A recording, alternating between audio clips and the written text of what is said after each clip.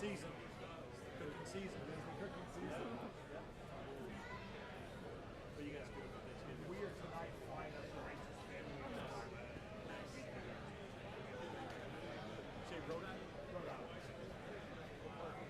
My brother lives in Connecticut.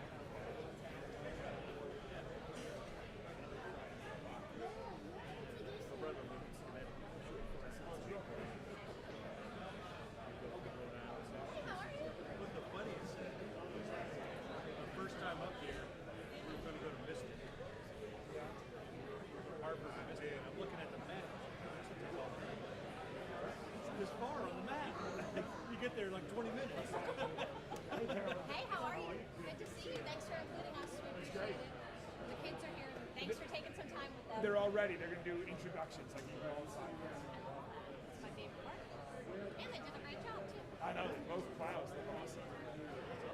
Like I said, my daughter's class did one like 3 years ago, and we still see it every now and then. That's Yeah, it's pretty exciting. I think you paused and they all paused. Yeah, they all kind of jumped. I was trying to figure out how to do it because I was like, well, I can't all be on GPS. Right. That didn't feel right. Yeah. Thank you. I'll figure out how I can do this.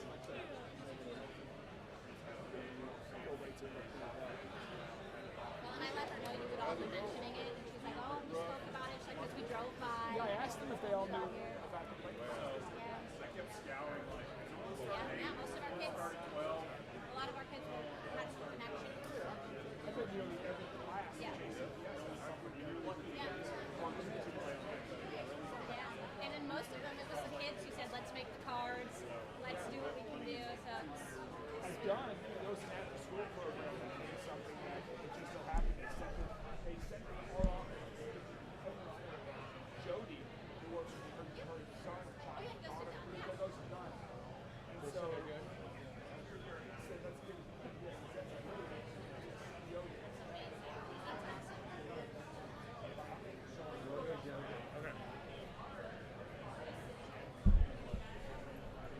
Good morning, everyone. We're going to go ahead and get started this morning. We've got plenty of seats. We've got our amazing snow team with us here. If you guys want to fill in the chairs, more than welcome to as well.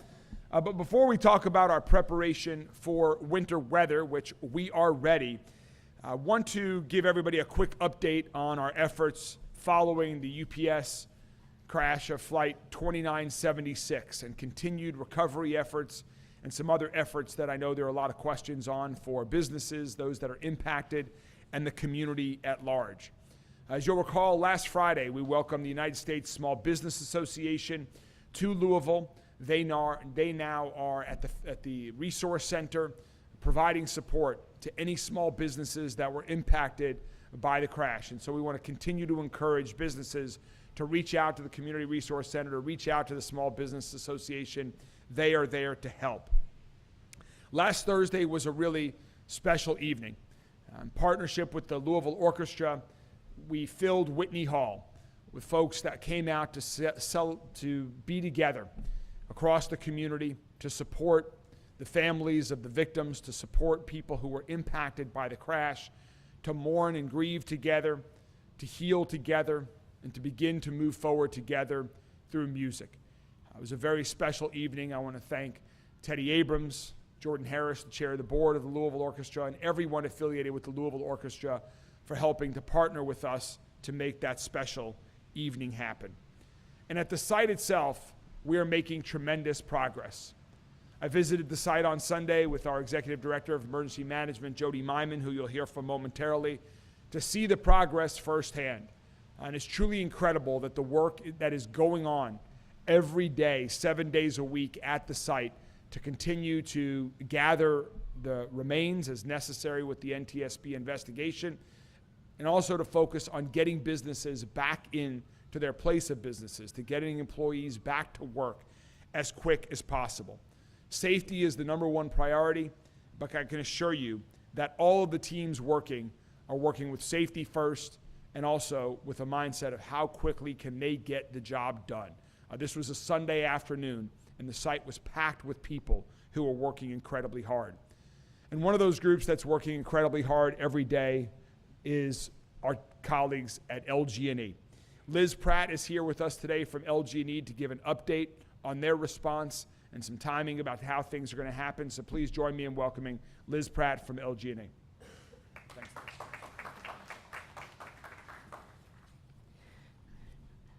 Good morning, and thank you, Mayor Greenberg. So as Mayor Greenberg said, our crews and business partners have made significant progress in the last week repairing our damaged electric and gas infrastructure.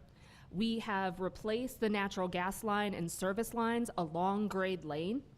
We are now closely coordinating with Louisville Metro Emergency Services and responding agencies on site to determine when customers can safely access their properties. We've begun reaching out directly to our customers along Grade Lane to let them know electric and natural gas service is now available. Again, though, this will be a closely coordinated process for customers to schedule a time to safely visit their properties. At that time, we will perform additional testing and begin restoring natural gas service at their locations. There may be circumstances where, due to damages, a customer may have to have repairs made by a certified professional before their service can be restored. As we wrap up work along Grade Lane, our gas crews and business partners are now replacing the gas lines along Melton and Knopp Avenues.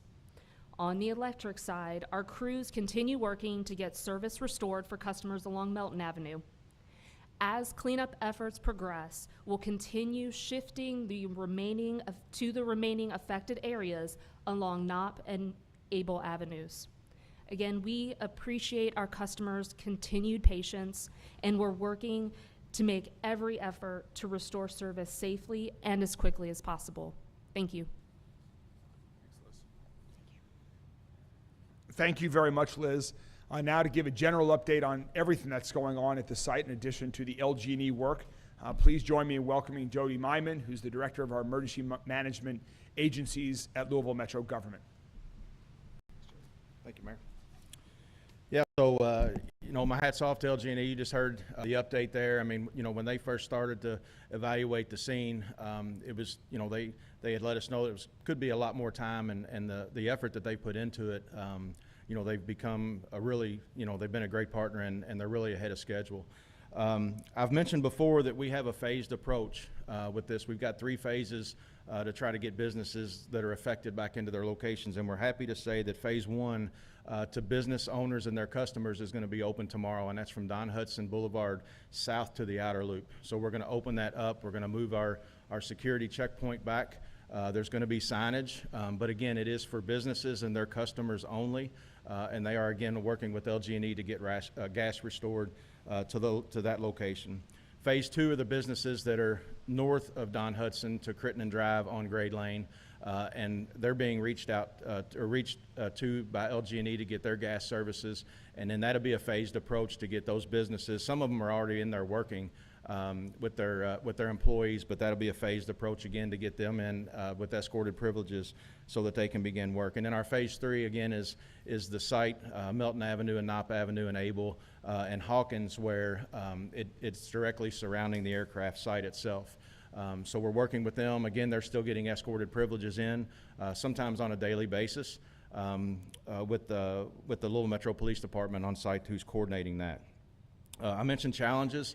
The good thing about the challenges that I've mentioned in the last several press events that we've had is the contractors on site, both local and national, they're identifying these challenges even before they happen. So, an example of that is the contractor that's picking up the aircraft debris.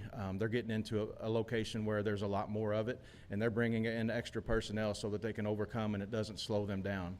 Obviously, the weather has affected it, but like the mayor said, there's hundreds of contractors that are on site working daily to get these businesses back in. The Community Resource Center will be closed on Thursday and Friday. This week, the hotline that you can call still will have a recorded message that can take people. We want businesses to still continue to fill out smart sheets and give information about your specific needs to your business so that we can identify that and potentially help you out getting into those locations. And then one of the biggest things, especially to the businesses, is rumor control. We've heard several dates and months and how long this is going to be. You know, I want to reiterate, don't listen unless you hear it come from us. Don't believe anything you hear out there as far as the time period that this is going to take. You know, we have operational period meetings every Monday on, we talk about the goals and objectives that have been accomplished over the last 7 days, and then all the agencies that are a part of this are coming in with their goals and objectives for the next 7 days, and this is changing on a weekly basis to the good, because so many contractors are ahead of schedule, and like I said, they're throwing as many resources as they can. So again, that's the update from the site, and we'll continue to do this on a weekly basis. Thank you, Mayor. We'll stay up here for questions maybe. Before we go on to the rest of the press conference this morning, why don't we stop there and take any questions that the media might have specifically related to the crash site and the things that Jody and Liz and I just mentioned, if there are any. Yeah, Addie. Jody, with your discussion on timeline, do you have the updated timeline after yesterday's meeting? We don't, and like I said, I don't want to say a timeline because, you know, I don't want to be held to that, and things are happening so quickly. They're changing so much. Again, they're still experiencing some challenges, but you know, we expect as time goes on, the resources that are thrown together, that those time periods are going to start to crunch down together. Like I said, we didn't expect to have Don Hudson South open this quick. So, you know, the work that's been going on by all of our partners has been you know, phenomenal. What about the environmental cleanup? Are you still having to like pressure wash all the vehicles or dump the sand and stuff like that? Yeah, I appreciate the question, because that's one thing that's you know, keeping on the phase 2 is some of those buildings are still being cleaned off by the contractors. So environmental cleanup is ongoing, you know, with the entire site, but you know, by several contractors that are on site. What's on the building? Just there may be nothing on the building. They're just making sure that there's no residual from smoke, from particulate that may have settled down during the fire. There is some oil that got to some of the buildings and you know, was on some of the bottom parts of the building, but they're just making sure that there's no remnants of anything before they release it back to the business owners. When do you think that people will be allowed to take our cameras on roads and get back into that site? I have no time frame for that.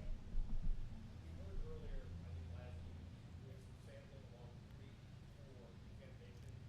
Have you got any of those results back yet? That would be better for MSD, and I don't have those specifics with me right now. Thank you, sir. Plan for helping out these businesses who are losing out right now? So there's a lot that the question was about. What are we doing to help the businesses? Every business is in a unique situation, and that's what the Community Resource Center is for. That's what the Small Business Association people on the ground are for, to help figure out exactly what they need. If there are opportunities where we can bring them in when the trucks are not working, we're going to try to provide that, assuming that it's safe, that they have power and electric and gas into their facilities. They have insurance. They're signing up with UPS if they have other claims for damages and impacts. So we're trying to work with everyone on a case-by-case basis to help out as best we can. And different businesses are impacted differently. You heard some will be able to get back in once the road opens on Grade Lane south of Don Hudson.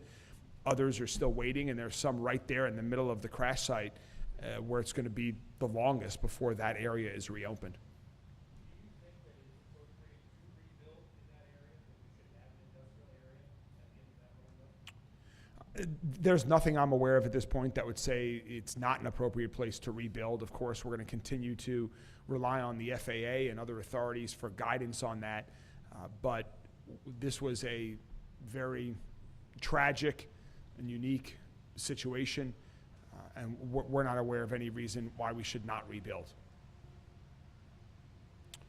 All right. Thank you, Liz. Thank you, Jody. Now, you guys want to come join me? We're going to move on to the other very important part of this event this morning. I know that with the weather changed, people are just starting to think about winter weather. I was talking to some of my friends on the snow team, and flurries are in the forecast, hopefully not too much. But I want to reassure folks across the entire city that within Louisville Metro government, we've been thinking about snow and the snow team and how to get ready for snow for many, many months. Ever since the historic snowfalls of last year, we've been thinking about how we can do an even better job this year and in future years. We've been planning, collaborating, and innovating to quickly and effectively respond when winter weather arrives here in Louisville. We want to make sure that everyone can travel safely, that our emergency routes remain open, and our crews have the tools that they need to do their job safely and effectively. And the snow team, our amazing team that's here with us today, who I want to start by giving a giant round of applause to them.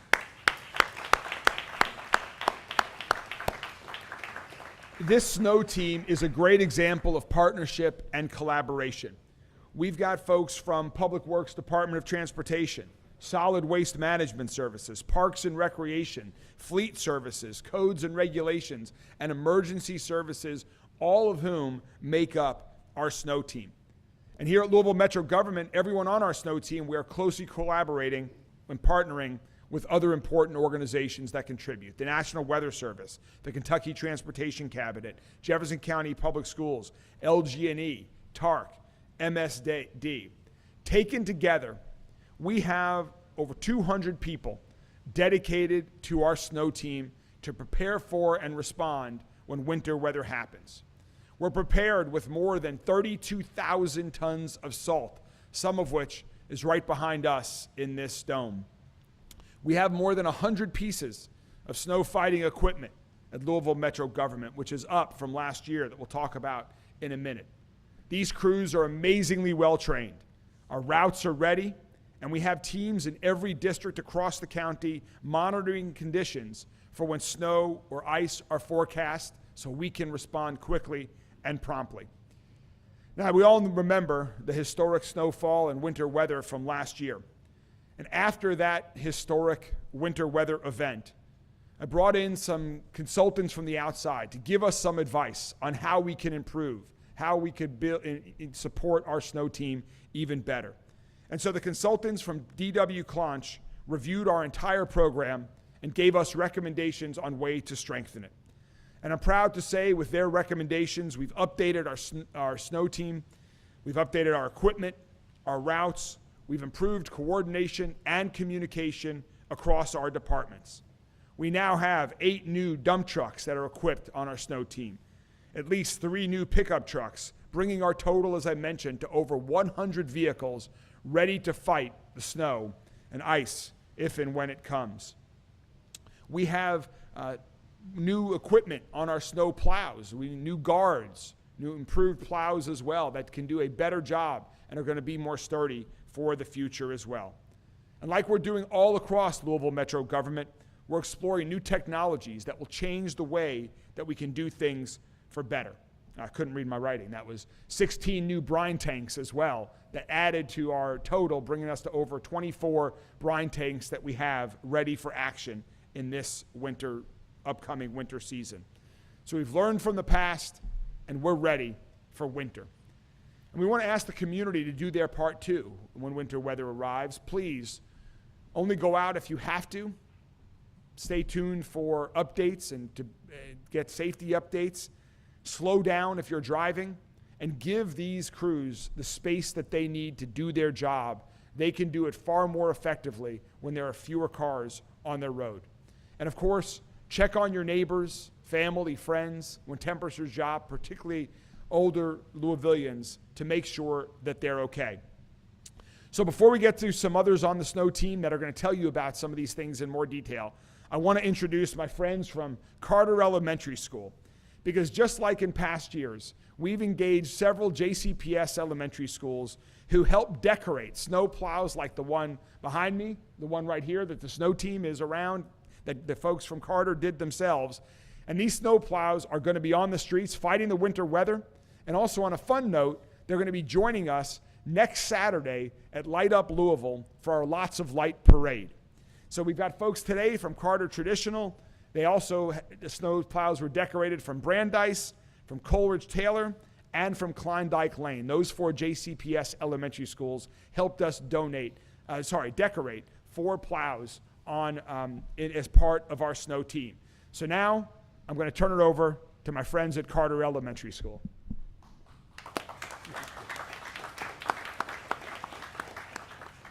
Hi, my name is Demi, and I would like to introduce Bill Bell, Department of Transportation.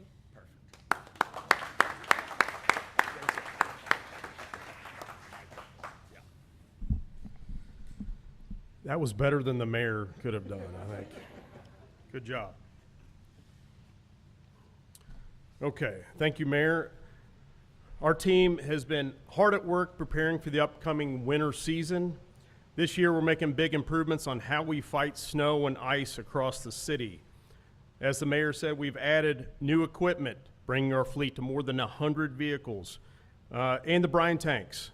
And so with that, we will be brining more. And our friends at KYTC, maybe they'll talk about that a little more. Plows now have new curb guards to protect mailboxes, curbs, and pavement edges. Plow blades have been upgraded to stronger carbide cutting edges, which are more durable and efficient, keeping plows on the road longer. Our staffing. Roads and Maintenance Division is nearly fully staffed. Parks and Recreation have added 18 new snow fighting employees. And we've increased dispatch coverage to improve coordination and communication during the storms. This season, as I mentioned, we will brine more. Brining is a liquid mixture of salt and water that helps prevent ice from bonding to pavement before a storm hits. This upgrade allows Louisville Metro to treat more roads in advance, improving safety and reduce overall salt usage. However, it's not appropriate to brine if rain is in the forecast or if temperatures drop to a certain level. Our crews are trained throughout the fall, including a mock snow event and hands-on safety sessions, which will continue through December. Earlier this month, they treated more than 120 bridges ahead of the freezing temperatures and light snow. We've updated our snow routes and the online snow map, which can be found on the Metro Snow Removal webpage. Our snow team crews provide service to over 2,700 miles of roadway, which is divided into 111 routes. Not all streets are treated equally during a storm, though. Our snow routes are focused on roads which carry the most traffic and those critical to connecting people to large employment areas, neighborhoods, schools, medical facilities, and hospitals. You can view our snow map online now to learn which roads are included in our routes. Metro only plows and treats designated snow routes, not private or neighborhood streets.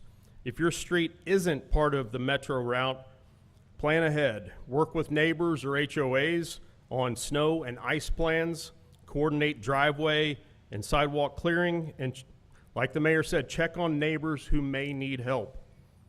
Interstates and ramps are maintained by KYTC. We ask residents to keep the city safe by moving cars off snow routes when the snow is expected so plows can clear curb to curb. You don't want your car getting trapped by snow. Don't push snow back into the street. And clear sidewalks, storm drains, and hydrants near your home when it's safe. If you must drive, go slowly and allow extra time because even treated roads can be slick, especially on bridges and overpasses. Please give our snow plows plenty of room. They're large vehicles and sudden moves around them can be dangerous. This year we're working to strengthen communication before, during, and after winter snow events, internally with our partners and with the media and the public. During any snow or ice event, we will share updates on our social media pages and at louisvilleky.gov/snow. And we'll do this every 4 to 6 hours. Finally, please stay weather aware, stay tuned for updates, and most importantly, stay safe this winter. And now, let's see. Right here. Just read that. Hold on. Hi, my name is Layla Walker, and I'd like to introduce Matt Bullock from Kentucky Transportation Cabinet. Great job.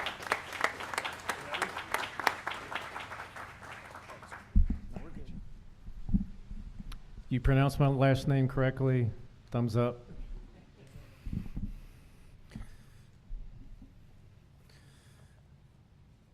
Well, I'm going to say a lot of the things that Bill already talked about from the state perspective, but I'd be remiss if I didn't mention the partnership that we've had with Metro Public Works for, I guess this is our 17th year where we've had them contracted to help us. So the KYTC does in Jefferson County the interstates only, as Bill mentioned, the ramps, and Public Works for us. The snow team, other agencies do all of our surface streets that are our state routes. Doing that for, like I said, since 2009. It's a great partnership. We work really well together. So, of course, it's snow and ice season, and our KYTC crews are ready to respond to winter weather. As already mentioned, we got a touch of that, I guess, on the 10th. We were staged and ready to go, and just didn't really have to do a whole lot to keep people safe. A great deal of preparation begins, though, well before snow ever falls. And as we call our team the snow fighters, and support staff have been preparing for months. Actually, as the winter weather for last season wraps up, we're already preparing for this season. So we are completing readiness checks, training, maintenance of equipment to make sure that our equipment is in top shape. We've also stocked up on our necessary materials, make sure all of our locations are full with our salt, calcium chloride, and other materials as needed. In District 5, we're responsible for 3,500 lane miles of roadway in our 8 counties. In Jefferson County, excuse me, in Jefferson County, we have 600 lane miles, so pretty much pavement to cover in Jefferson County. Our commitment to keeping roads clear and safe is at the forefront of everything that we do, especially during winter weather events. So talk about some of our stats. We have 172 contract and state trucks. So obviously we rely on a lot of contract trucks in Jefferson County because of all the, again, surface area that we have to treat with the interstates. Like, for example, Waterson Expressways, 8 lanes in most areas, so that's 1 mile is 8 lane miles. We have 72 trucks that are dedicated just solely to Jefferson County. So our mission is to keep traffic moving safely, prioritizing mobility along key state maintained corridors through a priority route system. And to meet this goal, snow removal follows a 4-tier priority system. Obviously, we start with our interstates and parkways. I say parkways. We don't have parkways technically in Jefferson County, like Bluegrass Parkway, Western Kentucky Parkway, but those are on the same level as interstates. And then we go down to what we call A, B, and C routes. An A route would be, for example, Hurstburn Parkway, Newburgh Road, Westport Road, and so forth.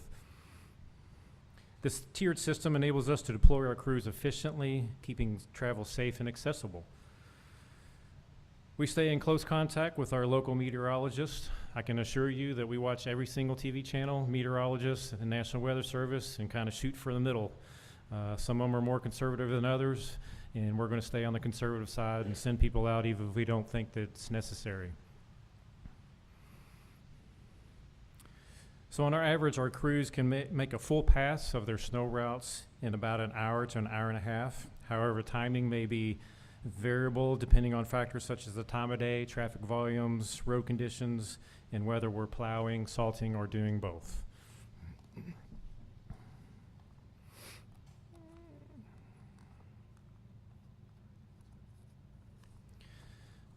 So snowfall and precipitation rates can also affect timing as higher accumulation rates may require additional passes or slower travel speeds. There are times when the snowfall rate actually dictates how well we're going to actually be successful and how long it takes for us to do things. An example is the snowfall that we had early this year. There were snowfall rates that we did our passes in an hour, hour and a half, and they were already covered with, a couple of inches of snow. And those are the rare times, but they do happen. Our snow fighters are dedicated to keeping roadways clear and safe. If you're driving during a snow event, please remember to slow down and give snow plows the room, as already mentioned.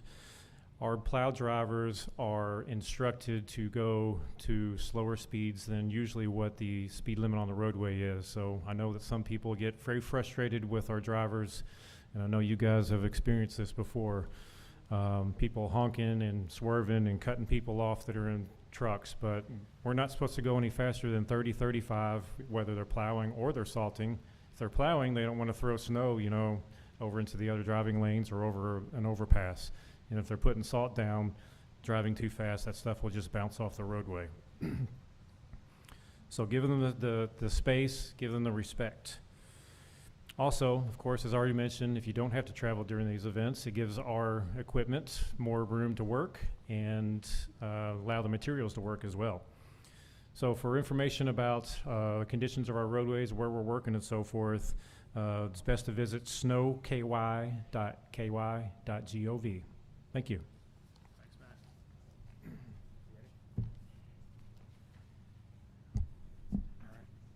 Hi everyone, my name is Carly, and today I'll be introducing Carlin Callahan from JCPS. Thank you so much. Everyone, can we please give a round of applause to these incredible Carter Cubs who worked so hard, and all of our other schools who put in so much work. It is truly opportunities like these that our community extends to our students that can be game changers. I am sure that some of these students up here, we have future teachers, future artists, maybe a future mayor or two, some future public works employees, and in 30 years when they're standing up here running this press conference and getting everyone ready for winter weather, they'll remember these experiences that they had. So thank you all for supporting our students all the time. We are ready for winter weather here at JCPS. We have our winter weather team ready to go. We are ready with our plows, and we have a whole lot of salt. I don't know how much, but I know that we have a whole lot of salt ready to go as well. And we have our plans underway. We always make sure when we do get a winter weather event that we are plowing an entrance and an exit to all 160 plus of our buildings first. And then we go around as well. Our teams are looking for any downed power lines, downed trees, or any damage to our buildings as well. So our teams are ready to go for that. A really important message for our families. Please make sure that your schools have your updated, correct cell phone numbers and email addresses, because that's how we're going to contact you. Those are two of the ways when we do have to make any adjustments because of weather. So we will text you, we will email you, we'll put it on our website, through our push alerts on our apps, through social media, and through the local media. We'll get that information out to you as well. But that's really important that we have that updated contact information as we start getting into the winter months, so that if there's anything we need to let you know, we have all of that prepared for you. So again, thank you for your collaboration. Thank you to Metro government, to the National Weather Service, to everyone who also works with us and collaborates to make sure that we have the most up-to-date weather information so that we can make the best choices that we can when it comes to the safety of our students and our staff. Thanks, everyone.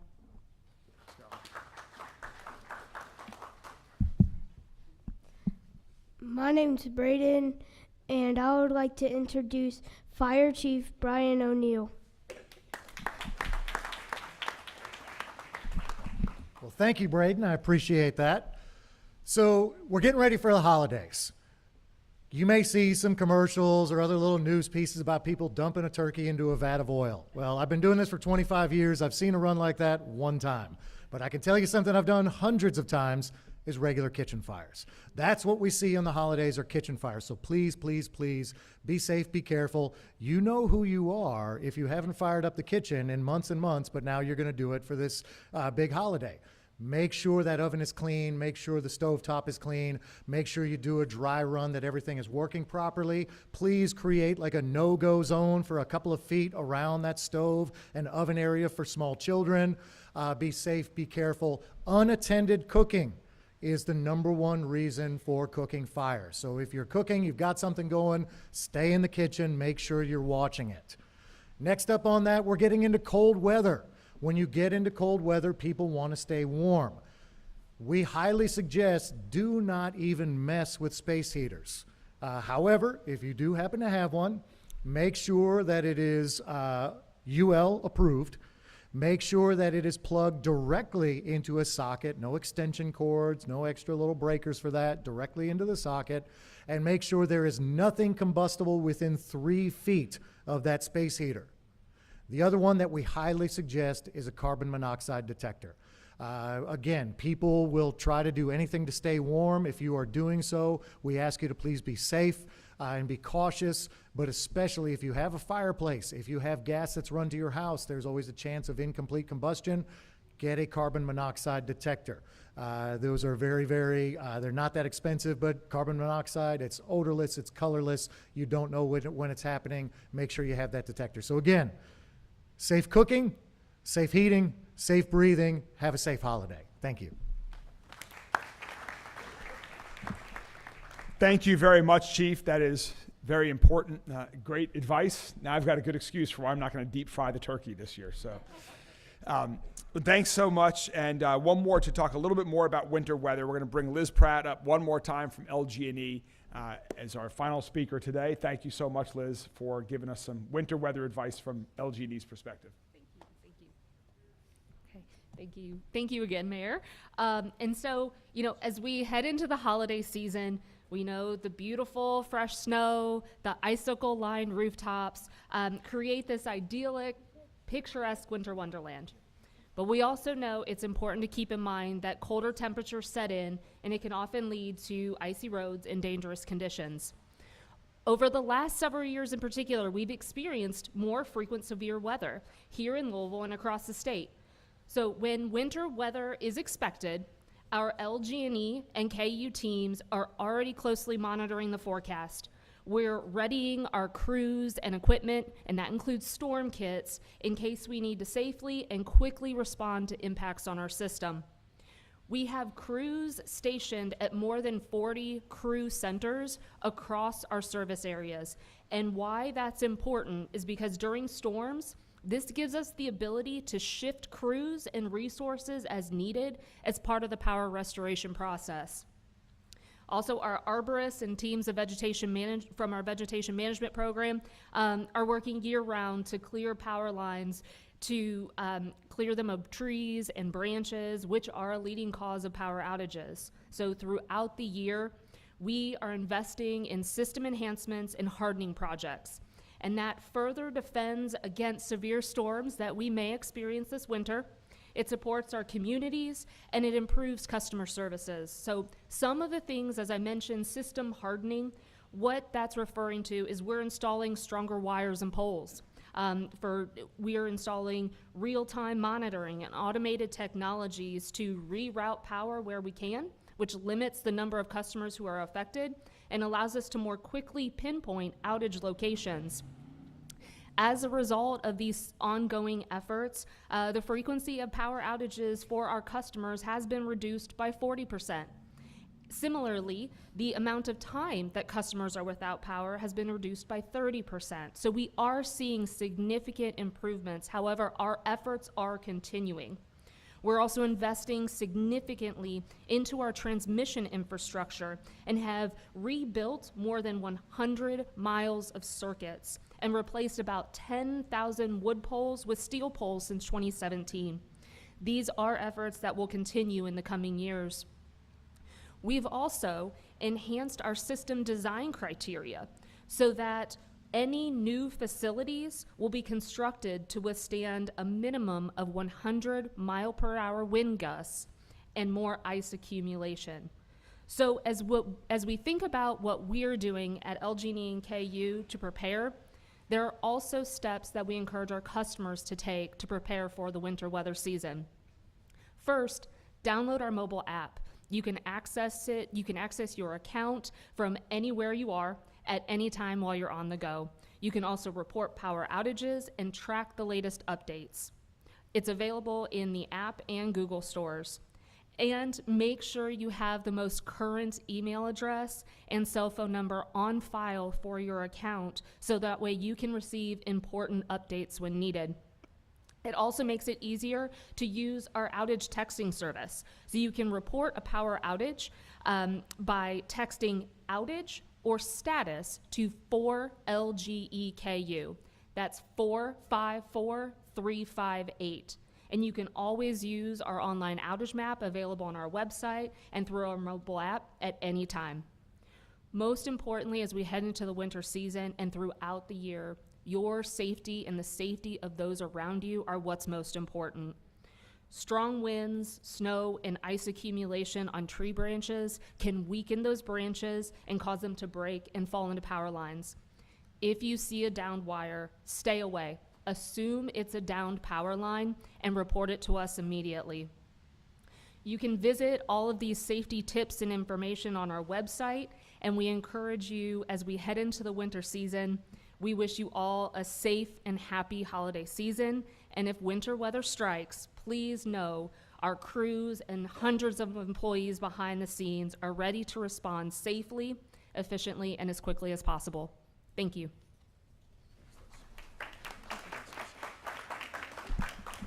Thank you very much, Liz. A few final notes. We're going to get to questions from the media here in a second.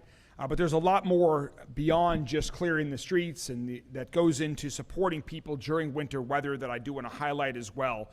And we know that there are folks around Louisville that need a safe, warm place to stay. And we're fortunate to have faith groups, nonprofits, and community organizations that want to help. And that's where Operation White Flag comes into effect during periods of extreme cold. And we'll have participating shelters that are participating in this, including Salvation Army and Wayside Christian Mission, and we're very grateful for their support, as well as the support of some day warming centers that we have as well, including Hope Rescued and Exodus Family Ministries that will operate during extreme weather. We encourage others that are available to help as well. Please reach out to us at Louisville Metro Government. You do need a permit to operate, but we are here to help you get that permit so that you can operate. We work closely with Councilman Hudson and other members of Metro Council on some new language regarding that, as well as a lot of the other collaboration you've heard about today. We want to make sure that every shelter meets proper safety standards, and that's what it's all about.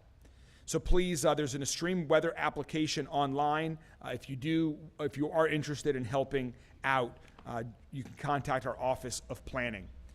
And the last note, during any snow event or cold weather event, you can always call 311 to report any issues that you have. That's an amazing way for us to get information. And finally, a couple final things. We have some exciting personnel news that goes right hand in hand with the snow team that we're talking about today and this great partnership. I want to please welcome Wes. If you want to come up real quickly, I'll just put the spotlight on you for a second. Folks might know Wes as a colleague from MSD who you've seen at this podium many times before. Wes is our new Executive Director of Public Works. And Wes, I want to welcome you to this new responsibility, new role. We're so excited to keep working with you. Wes is a native Louisvillian. He's been at MSD for nearly 20 years, and we're excited as he continues in this new role. Would I say a few words, Wes? Absolutely. I won't hold you up here too long. So first of all, thank you all so much for the work. It's going to be hard to use these with what you all done to them, so thank you. To each of you all, I am so looking forward to working and meeting with each of you all. The job that you all do every single day is so important to the safety of our community, the economy, and to the public health and cleanliness of our community. And so I tip my hat to you all. Like I said, I look forward to working with you all and empowering you and finding ways to make your jobs easier and more productive, and to build on collaboration and partnerships that I've been able to build in my career at MSD. And so really looking forward to getting started, and I just want to say thank you to Mayor Greenberg and Deputy Mayor George for their confidence in me and trust in me to work with each of you all. So thank you. Congrats. Thank you. Congratulations, Wes, and a special thanks to Bill Bell and Shannon Logan for supporting Public Works during this transition and your continued service. We've got a great team that is ready for winter weather and so much more. One final announcement. I want to remind everyone once again to hope to join us for Light Up Louisville. That is a week from Saturday, so it's the first Saturday in December. It's 3 to 9 p.m., right smack in the heart of downtown Louisville. We're going to have an amazing Lots of Lights parade. We're going to have projection, light show on Metro Hall. There are wonderful activities for families, for kids of all ages. It's free and open to the public. So we invite everyone to enjoy this weekend with your family.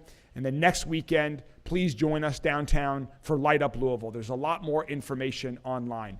And finally, I just want to express my thanks. I'm thankful for so many things in life, for my amazing family, but also for this wonderful community that we're all a part of. And I'm thankful for the strength of our community coming together during challenging times, as we just saw following the UPS crash, and every day of the year to help others who are in need. I wish everyone a happy and a healthy Thanksgiving. I hope everyone has a wonderful holiday with family and friends, has some time to recharge. And to conclude us here today, before we take questions, we're going to invite up Dallas and DeAndrick, first graders from Carter Elementary, who are going to tell us what they are thankful for. And I'm so excited. So Dallas, you want to lead us off? Ready? 1, 2. Here we go. Oh, hold on. Let's get the microphone there, right? My name is Dallas, and I'm thankful for my family. So nice. You ready, DeAndrick? All right. 1, 2, 3. Yep, here we go. My name is DeAndrick, and I'm thankful for my friends. Hi. Well, Dallas and DeAndrick, those are two wonderful things to be thankful for. Hope everyone has a wonderful Thanksgiving. And with that, I'm happy to take any questions from members of the media. Roberto. Oh, hi.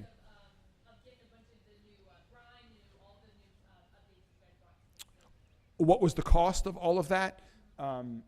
Bill, do we have the cost? I know we put some money in the mid-year budget adjustment, but that's for additional things, right? Okay. Or do we have to get back to him? Okay. Yeah, well, we have a list of We'll the get it to you. equipment, but yeah. Okay.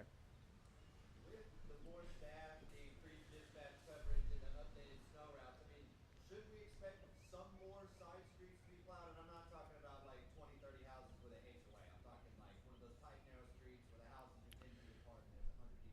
So we have added some routes to the snow map, and so that the entire new map is online that you can see.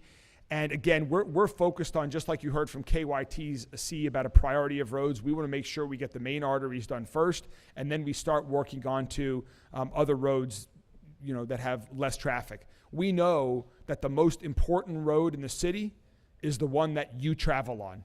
So we get that. Given the resources that we have, where we are located, the amount of winter weather that we have in typical years is how we allocate resources. And you saw last year, we can do a lot. This year, we're going to be able to do even better, and we've got more roads that we've added to the map. So we'll continue to evaluate that as well. And some people also, there were complaints about certain roads that are private roads. They're not even city roads. So it depends on the type of road that it is. KYTC covers state roads. The city covers city roads. And then there are also private roads, like you mentioned, an HOA or around shopping centers, for example, that might be there as well. Roberto.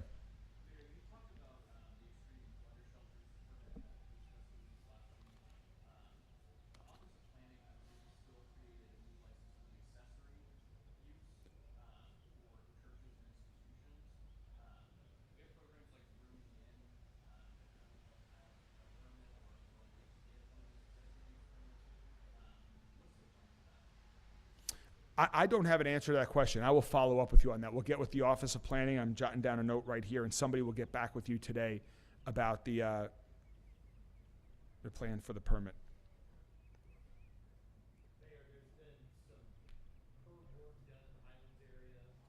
There's been some what? I'm sorry, I couldn't hear you.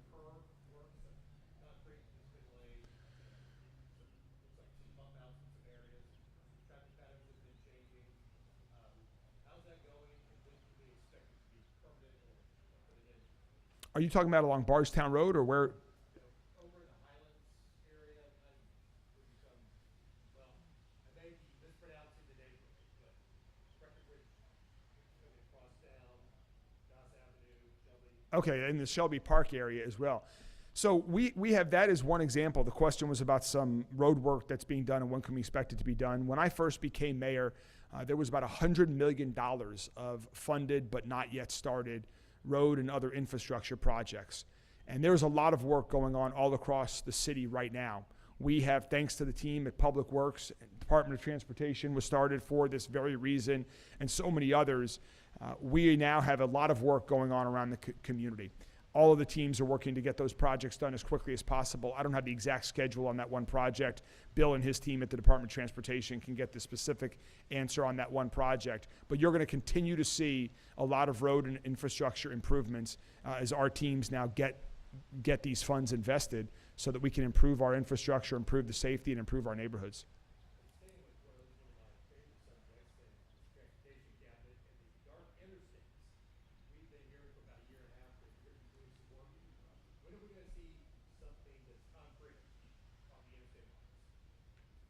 Do you want to answer that, Matt?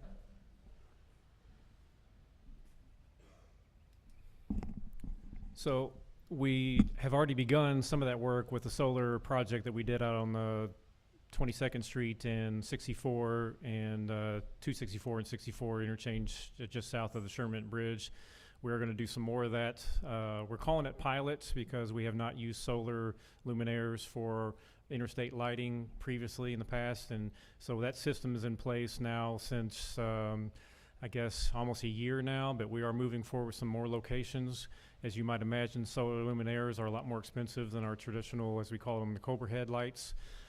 So we're taking small bites of the apple, working with the mayor's office on some priority locations for where we're moving forward. But to say that we're going to get all 26 locations done at a certain time frame right now would be a little bit short-sighted.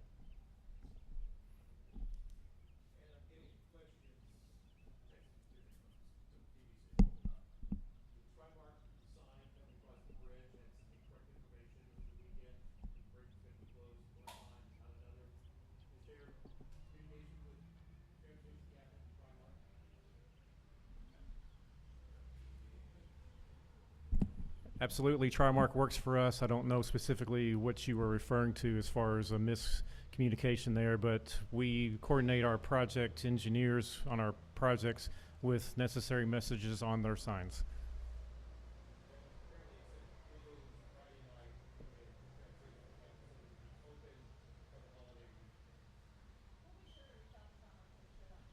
There you go.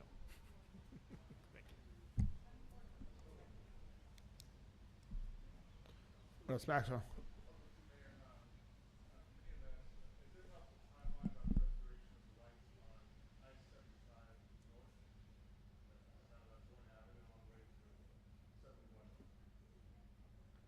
The lights on. Again, you all are asking a lot of questions. I'm going to direct all these KYTC questions to Matt and our KYTC friends that can answer to you. The highways and the lights on the highways, those are the KYT responsibilities, and so we'll defer those questions to them. I do have one more question regarding snow routes.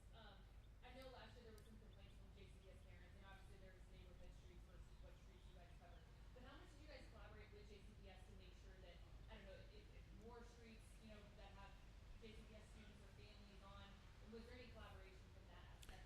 Yeah, we definitely had conversations with Carolyn and the entire JCPS team. They have a whole team of folks that, you know, a smaller version of our snow team, as you just heard Carolyn talk about. So we had collaboration and conversations with them about what worked, what didn't, how we can make some improvements. Last year was a historic series of winter weather events with snow and ice and snow and ice and cold weathers that made fighting that accumulation incredibly difficult. If that becomes the norm every year, then we will have to do even more. Our belief is that's not yet the norm for Louisville, Kentucky. So we think we are well prepared for this year, and the conversations that we had, the consultant that we engaged informed our decisions, the investments that we've made, and we're ready for this snow season.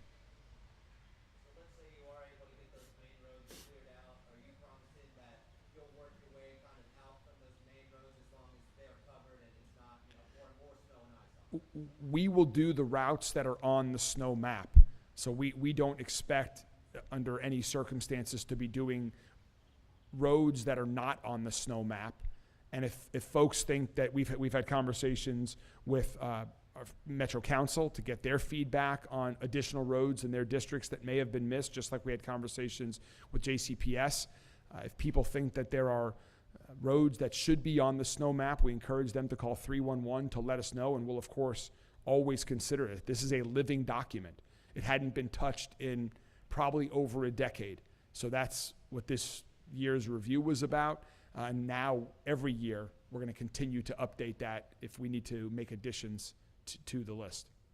But folks should not expect roads to be plowed by Louisville Metro government that are not on the snow map. Any others?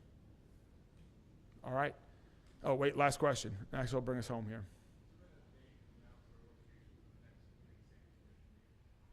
The question was about the next date for the Community Safety Commission. Yes, there is a date, time, and place. What it is, I don't have it off the top of my head. We'll get it to you, though. But it has been announced. Well, thank you all very much. Hope everyone has a wonderful Thanksgiving. And again, to everyone here on the snow team, thank you all so much. You do incredible work.